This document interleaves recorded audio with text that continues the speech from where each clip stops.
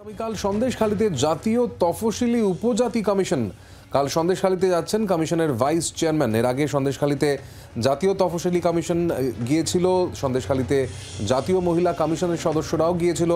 এবার যেটা জানতে পারা যাচ্ছে যে জাতীয় তফসিলি উপজাতি কমিশন তারাও যাচ্ছে আগামীকাল। কমলাক্ষ ভট্টাচার্য টেলিফোন লাইনে রয়েছেন আমাদের প্রতিনিধি। কমলাক্ষটি কি জানা যাচ্ছে?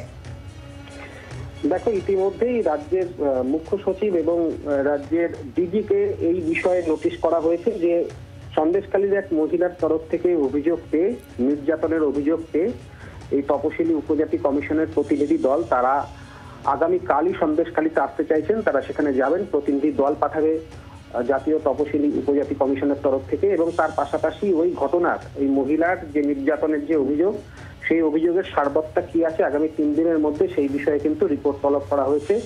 এবং তাই ইতিমধ্যেই রাজ্যের মুখ্য সচিব এবং রাজ্যের ডিজি তার উদ্দেশ্যে সেই মেসেজ ইতিমধ্যেই নোটিশ আকারে তাদেরকে পাঠানো হয়েছে। এবং তার সঙ্গে সঙ্গে জানানো হয়েছে যে আগামীকালই তারা আসতে চান।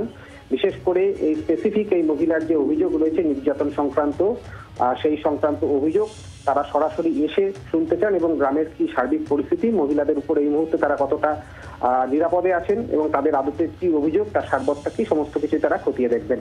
অন্যান্য কমিশনের মতোই ফের নতুন করে এবার তপশিলি উপজাতি কমিশনের সন্দেশখালীর মাটিতে তারা আসতে চাইছেন। বাংলার আওয়াজ, বাঙালির আবেগ, জি 24 ঘন্টা।